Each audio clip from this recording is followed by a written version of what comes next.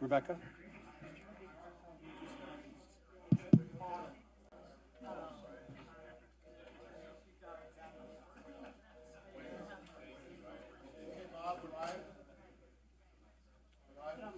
You good? You're on camera.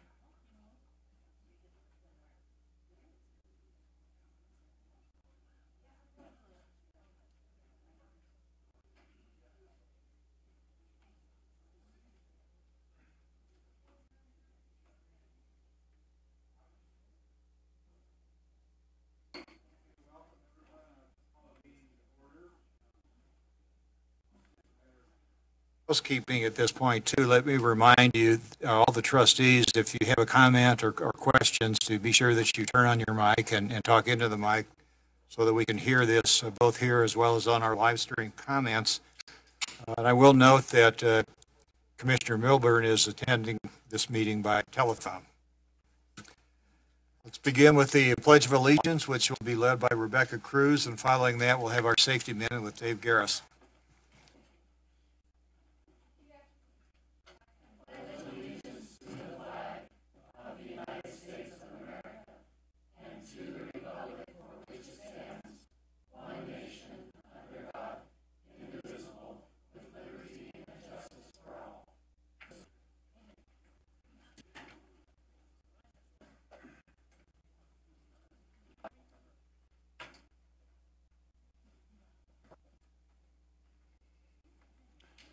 Mr. Chair, trustees, safety messages for today. You have the poster up behind you and here, and this is warning you about information security. We're always concerned about phishing expeditions on our emails and things, but also be aware that what you post out there on websites and what you make available to the public can be used against you from a security perspective too. You'll notice that the access to the downstairs is finished. We have to put up some fencing, some railings, but we have our new emergency access from the basement, so we can use that for additional large meetings. And the winter snows are coming, so this is your reminder to winterize your vehicles. And again, even better, let the driving be handled by UTA. Just park your car and ride the buses and the trains. Thank you, sir. Thank you, Rebecca and Dave. We have two consent items which are included in the packet of information. I would note that Trustee Walker's name was inadvertently omitted from the list of attendees of our last board meeting. So with that correction to the minutes, if there are no other questions or concern with the items, I would entertain a motion to approve the consent items. It's been moved and seconded. All in favor say aye. Are there any opposed or any abstentions? Hearing none, that motion carries unanimously. You know, as a part of our budget process, every year we solicit public input on the tentative budget. We do this in a number of ways by having open house meetings as well as notifying stakeholders and members of the legislature. And this is a time, if the public wants to come forth and make comments on the budget, we allow for that. Bob, have there been any people fill out the cards to discuss the budget today? We have no cards on the budget today. Is there anyone in the audience that would like to address the budget? Seeing none, then I will close the public comment portion on the budget. And I guess call for public comments on any general comments on matters that are not included on our agenda. Do we have any cards for that? I do. Claudia Johnson, please.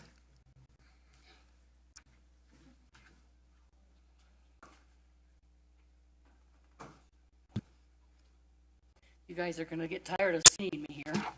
I'm back to service. We want more service, better hours on the service. I went to the symphony, had to hitch a ride home because I couldn't get home from the symphony because the buses weren't running and I wasn't able to get to my house. I'm having people that are telling me that it takes 2 hours to get to the airport. Have no idea. I haven't gotten out to the airport because I usually pick somebody up and I catch them part way and then I drive the rest of the way because they can't get home all the way either, just from the airport. I could talk louder even. Shall I start from the beginning? I want better service, more service.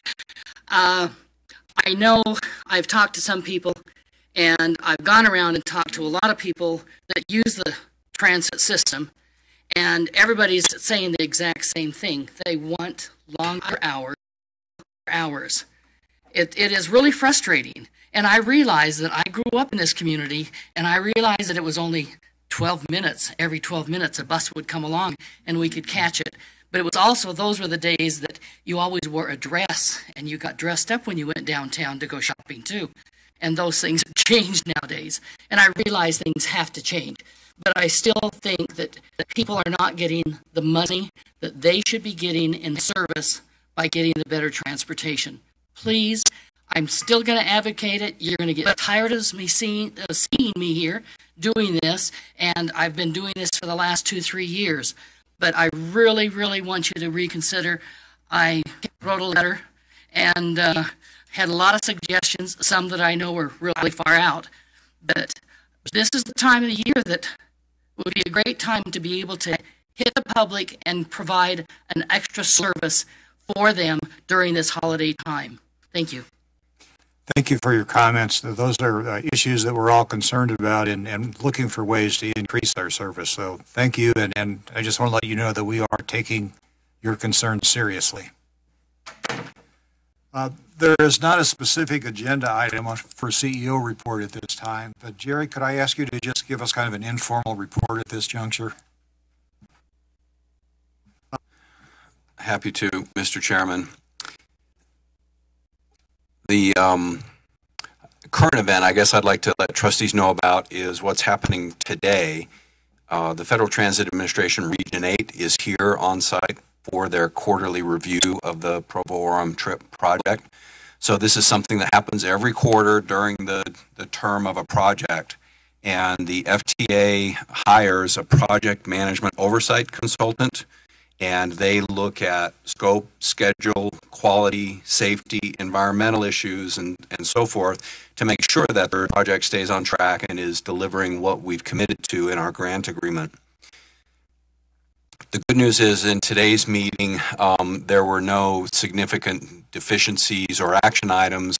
There were a couple minor follow-up items that we'll be working with them on to make sure we're on the same page. It's a complicated project with both a highway and transit component, and then also some local betterments that are part of the project. They're going on a tour the rest of this afternoon, but I just wanted to report to you that from the FTA's point of view, our management of the project is in good shape, and while we have made a budget adjustment to the project, they are comfortable that there are legitimate reasons why the costs, especially of right-of-way, have increased, and feel like we have a good plan to cover those items and deliver the project that we've committed to.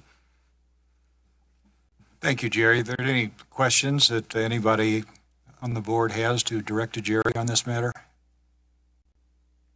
If not, thank you, Jerry. Moving on to our next item, as many of you know, my term on the board expires in December. So I think it behooves us to look at someone to replace me.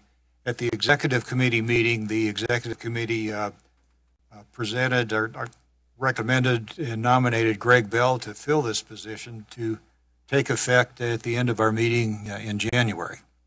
at the board meeting. So before we progress any further, let me throw out to the board. Does the board have any comments or want to present any other nominees for this position?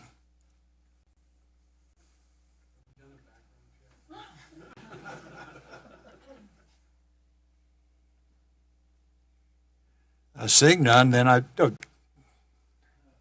Trustee McConkey. Question, is this the time that we're going to nominate the nomination and vote him in by acclamation? And if that's the case, I make that motion. It's been moved and seconded that Greg Bell be elected to succeed me as chair, effective at the end of our meeting in December.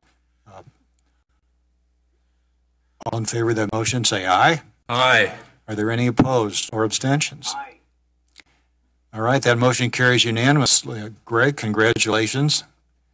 And thank you for willing to put in the time that's going to take to do this job. Thank you.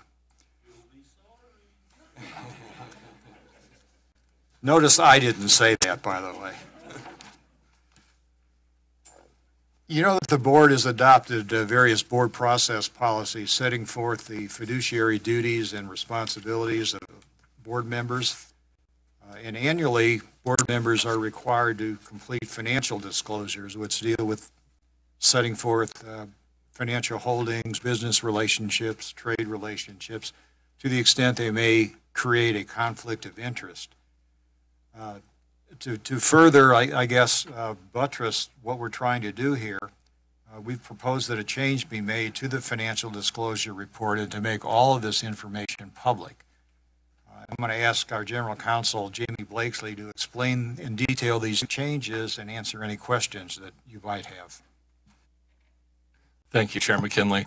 I'll keep this brief, but an important part of UTA's ethics program is for executives, upper-level employees, and for members of the board to fill out a financial disclosure report. The report asks for disclosure of assets, sources of income, liabilities, outside positions, agreements or arrangements, and gift and travel reimbursements. Again, it's not looking at dollar amounts or any kind of qualitative information, but to disclose the sources of those items, so for the purpose of determining whether any conflicts of interest exist, and if they do, addressing those conflicts of interest.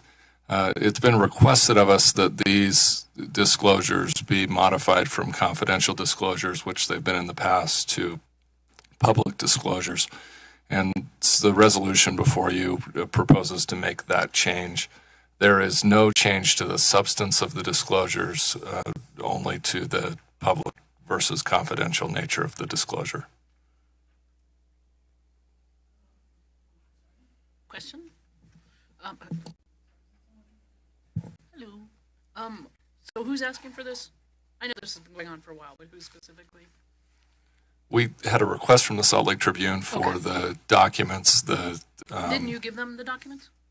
We did. This would be for future year disclosures, to change the program itself so the disclosures are not confidential but public from the outset. Okay, so my place where I live, any rental properties I had, any stocks, all these details would all be open to the public. That's correct. Is this normal for a board like this? There are not corollaries in Utah for boards like this. There is a corollary with the legislature, and I think they're similar to the types of disclosures that members of the legislature make. It is above and beyond what's required by law, and we are unique in requiring these and go further than other public entities. Okay, thank you. Just wanted to recap. Jamie, I seen the article in the paper suggested that there wasn't sufficient detail. How much detail more do we need to put in this next disclosure than we put in the last one? There was plenty. The detail was sufficient in the past round of disclosures, and there were a few instances where people indicated, and it wasn't always board members, there were some who said we have a rental property or a vacation property, but didn't list the location. Rihanna and I followed up on all of those where it was listed in that way. We got the addresses, verified the locations, and to the extent there were conflicts, those were addressed. Thank you. So I think all the information was sufficient as far as I was concerned. Question again, I noticed on this one that for yourself, all sources of salary, fees, commission, other earned income. So are we also handing over our tax returns? No. Because, for example, I'm a commission-only person, so that, to me that's almost like handing over my tax return. I don't really think people need to.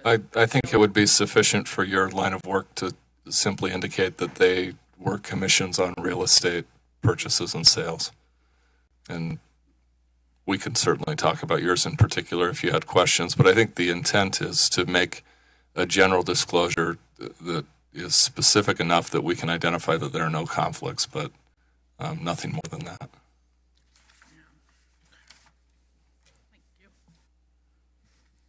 Why don't we just comply with the law? What's with the above and beyond?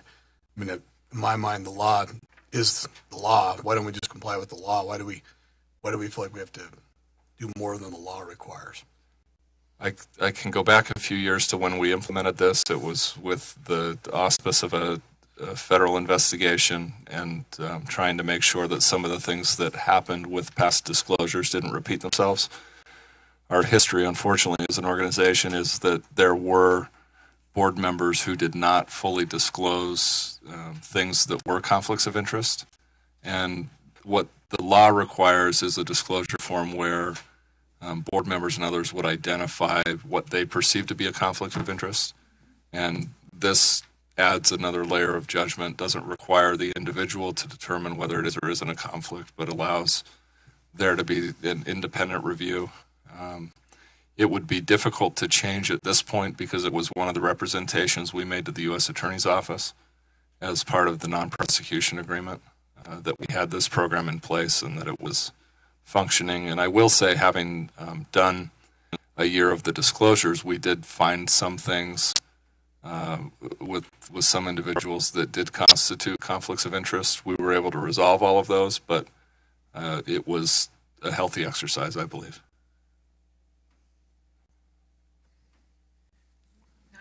I still have a question, though. So we're in compliance with the feds as far as disclosures and what we promised them, and now we're using this to say we're going to go above what you required.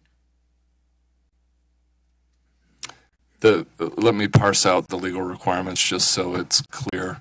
And the conflicts happened how many years ago that hadn't been reported? When did that start?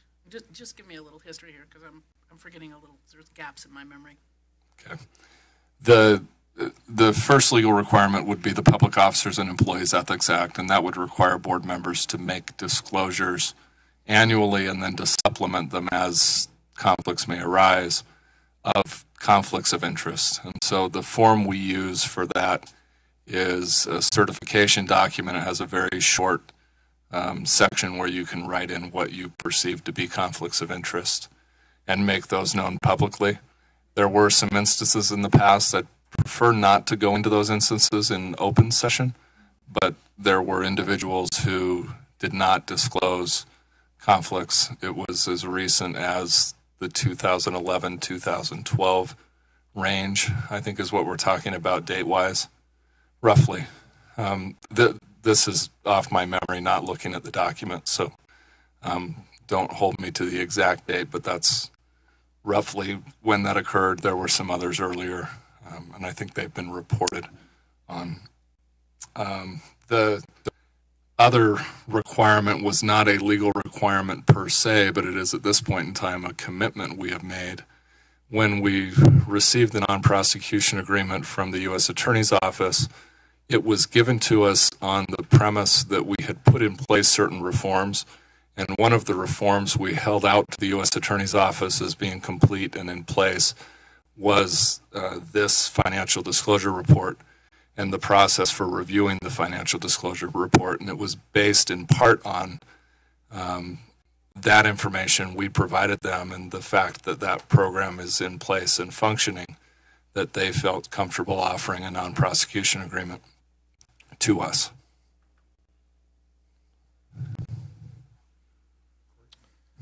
Yeah, I think really this is before us because when we originally submitted this information, we all did so with the understanding that it would be private, and when the Tribune did their grammar request, your office determined that it could not be private, that we had to release it to the Trib or all fight a lawsuit, right? Is that kind of how the genesis of this came about? Yeah, if I would ask, I guess, if you want to talk about the Tribune request and the negotiation and mediation we had with the Tribune, that we maybe have that conversation in closed session, because depending on what we do or don't do here, there's a potential for litigation. And in closed session, I'd be happy to answer your question and provide a full detail of what that mediation was and what the concerns were on both sides.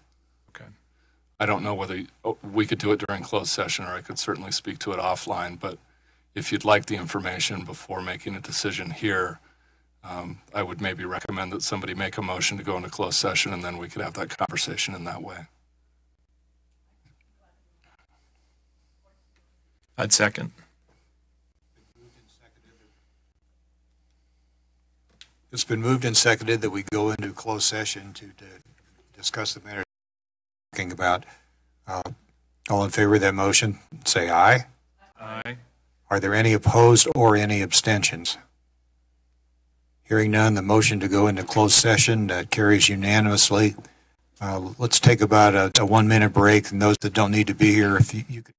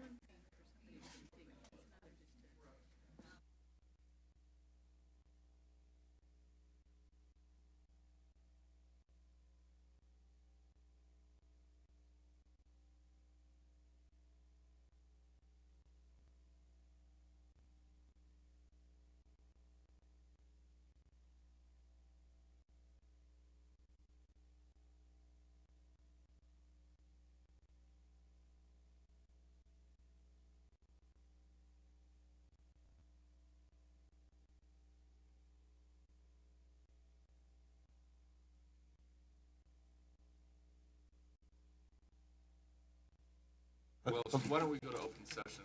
For the record, we are now back on open session. There is nothing to report because there was no action taken during the open session. We are in the process of discussing. We're in the process of discussing a change to our disclosure form. So let's move forward with that. Trustee DeLay asked a question about whether the forms would be published on the UTA website. The resolution that's before the board does not require publication on the website. It does change the form from being titled the confidential financial disclosure form to being titled a public financial disclosure form. My read of that is that if there were a grandma request for these records, they would be provided. There's nothing that would prohibit us from putting it on the website if we decided to, but there's not any plan to do so, and it's not in the resolution requiring that that happen.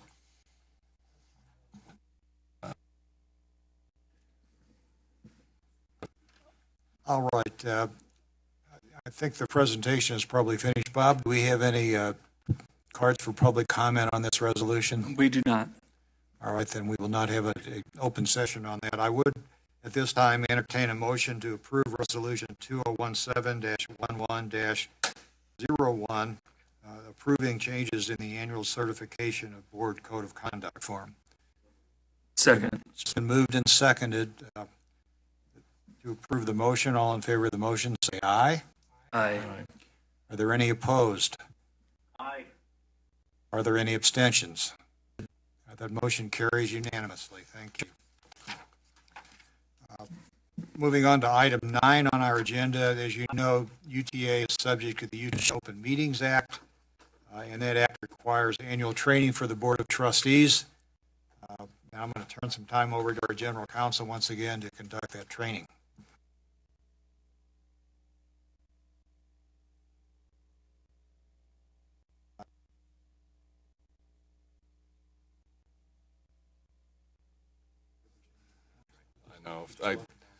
You all will be tired of me and tired of this topic after today, and I know many of you, especially those who hold elected office, will have received this training as part of that duty. Could I interrupt you for just a second? The financial disclosure form that's been placed in the packets has an incorrect date on it. So those of you that have been filling it out during the meeting, stop doing that. We'll have to get new forms to you to fill out. So the form that you have, disregard that. We'll be getting new forms out to you on that. Sorry, Jamie. Okay. All right. Thank you, Rebecca, for bringing up the presentation. I will try to be efficient with everybody's time. We're going to go through 2 topics. One is the mandatory board training on Open Meetings Act, and then a request was made by the board chair that I also do some training on ethics. And so I'll go through the ethics laws in the state of Utah that apply to UTA board members and the ethics policies in our own policies that apply to the work that we do. So let me make sure my clicker here is working. Rebecca. Can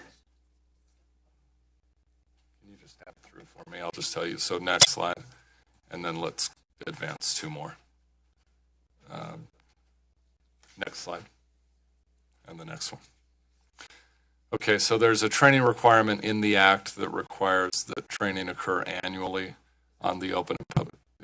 The training, yes. Well, I take that back. I don't know that it says whether it needs to be live or not. There is online training, I know, made available by the auditor and by others. I think it may be able to occur that way. We do it live. Next slide, please. So the intent of the Open and Public Meetings Act is for the Board of Trustees to take its actions and to conduct its deliberations openly. Next slide. There are a few, the way the Act works is it makes some key definitions and then uses these terms throughout. For the purpose of the Act, meeting means the convening of a public body with a quorum present for the purpose of doing business that is the work of that entity. And so keep in mind, you have to have a quorum, you have to be performing the function of that entity. If all of you were attending a social function or some other function, but we're not doing the work of UTA in that function, that doesn't mean that function suddenly becomes an open meeting. Next slide, please.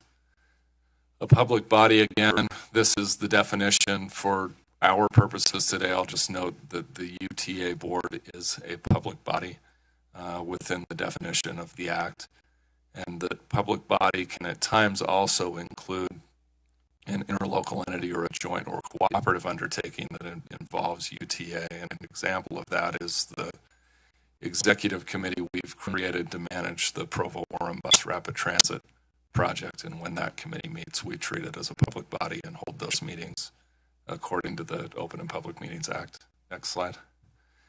Quorum means a simple majority of the membership of a public body. Next slide. And then open meetings. So the default of the law is that with limited exceptions, all meetings of the UTA Board have to be open to the public. And we conduct all of our meetings, including committee meetings, as open meetings. There's a public notice requirement in the Act. It requires 24 hours notice before meetings. There's an emergency provision for certain meetings, but the default, again, is 24 hours notice. The public notice has to include an agenda, the date, time, and place of the meeting, and the agenda has to have a reasonable specificity to notify the public of the topics that will be considered at the meeting. And except for emergency meetings, the board may not take final action on a topic unless it's noticed properly and on the agenda. Next slide. Meetings may be closed. They have to be open, but can be closed if a quorum is present. It's an open meeting for which appropriate notice has been given, and 2/3 of the members of the public body present at the open meeting vote to approve closing the meeting. And I'll note one of the things that came up when I reread the Act is that to close a meeting, it requires a roll call vote. Our procedure has typically been to call a vote, and then if it's anything other than a majority vote, we would then go to a roll call and ask each individual. Or did I misspeak? Less than unanimous, thank you. There are specific statutory purposes for which a board meeting can be closed. The discussion of the character, professional confidence, or physical or mental health of an individual, collective bargaining. We're one of the few public entities in the state to which that provision applies. Pending or reasonably imminent litigation, conversations about the purchase, exchange, or lease of real property of public discussion would disclose the appraisal or estimated value of the property or prevent UTA from completing the transaction on the best possible terms, conversations about security personnel, devices, or systems, and conversations about investigative proceedings regarding allegations of criminal misconduct. There are, I'll note, some things that are not permitted purposes for a closed meeting under Utah law that are permitted in other places where I've worked. For example, we cannot go to closed meeting to talk about a procurement decision or to simply have a protected attorney-client conversation. Those reasons for closed meetings in the state of Utah are much more narrow than they are in some places. In closed meeting, decisions cannot be made by the board during closed meeting. The reason or reasons for closing the meeting must be publicly announced and entered on the minutes, and there must be a record kept of closed meetings and minutes of the closed meetings kept. Next slide.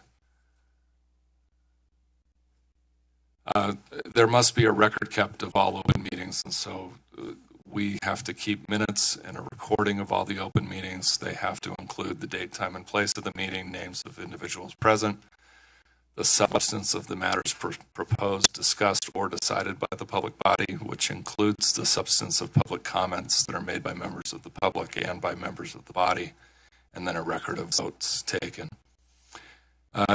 This is an interesting point of the Act, that nothing in the Open and Public Meetings Act shall be construed to restrict a member of a public body from transmitting an electronic message to other members of the public body at a time when the public body is not convened in an open meeting.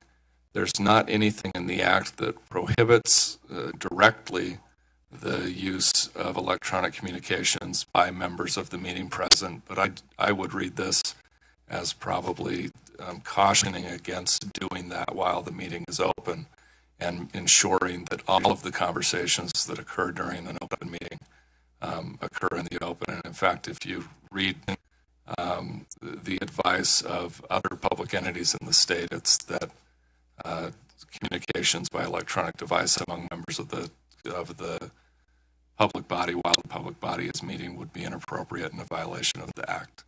Nisha, do you have And that's something to add exactly there? what I was going to say. It is not because of the act, but because of a law that was passed either last year or the year before. So we need to just not do it. Can you go back to the prior slide briefly? Oh, and I just wanted to note on electronic message that that's written broadly to include any variety of electronic messages, including text messages or phone chat. Enforcement of the act. Any final action taken in violation of the act is avoidable by a court, and it is a Class B misdemeanor to knowingly or intentionally violate closed meeting provisions. Any questions about the open and public meetings law before we transition to ethics? Okay, seeing none, I'll move forward. So on ethics, the first thing I'd like to talk about is the Public Officers and Employees Ethics Act.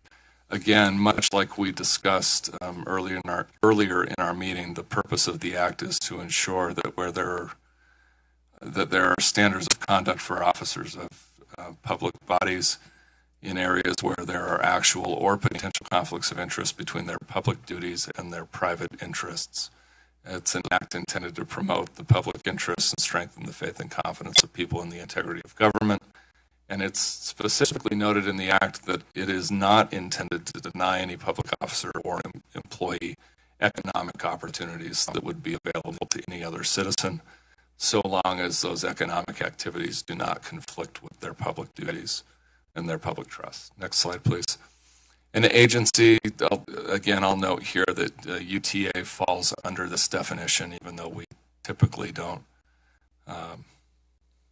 We're not an agency of the state in the same way the Department of Transportation or other state agencies are titled, but we are within the definition of agency in this act.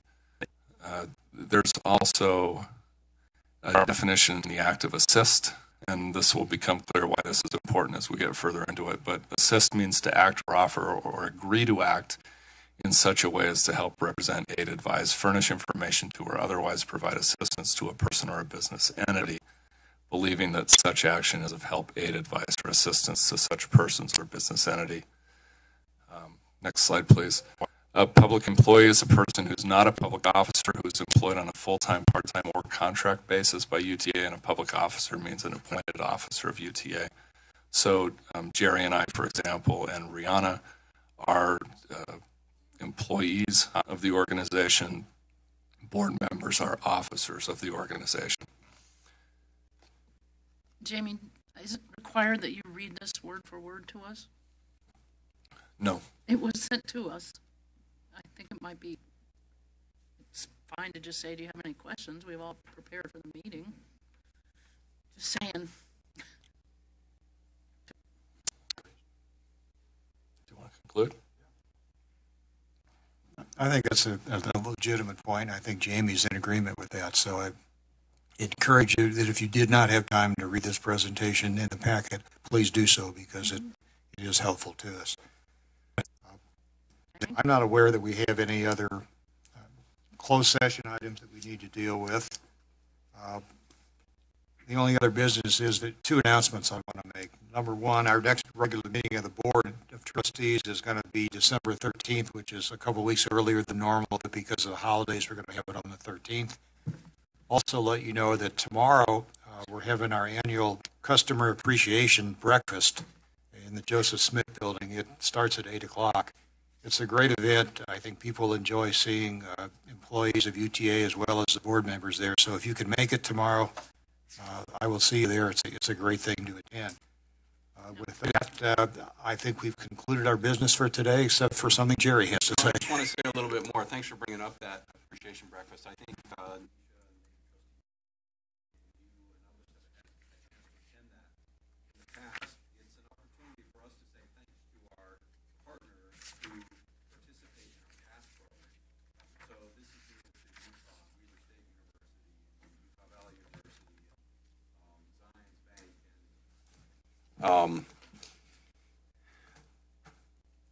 employers large and small Newmont University. And we're unique among transit agencies in that about half of our ridership comes from these kinds of partnerships. So it's a chance for us to say thanks to these institutions and to recognize those who've really worked hard to encourage transit ridership among their employees and students and so forth. So it's a nice positive event and a good chance to network with some of those key executives and leaders of institutions that are part of making transit work in the community. It's also true that the ski resorts are there, so you can find out what the details are on the opening day. Danny?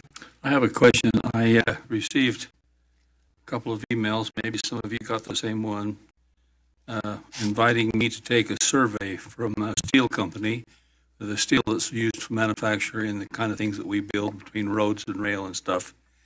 And for my participation, they will forward me a gratitude of an American Express gift card of $10. The question is, that's probably inappropriate, isn't it? I've never seen that before, and I get 100 requests for surveys. So had we worked our way through the slide presentation?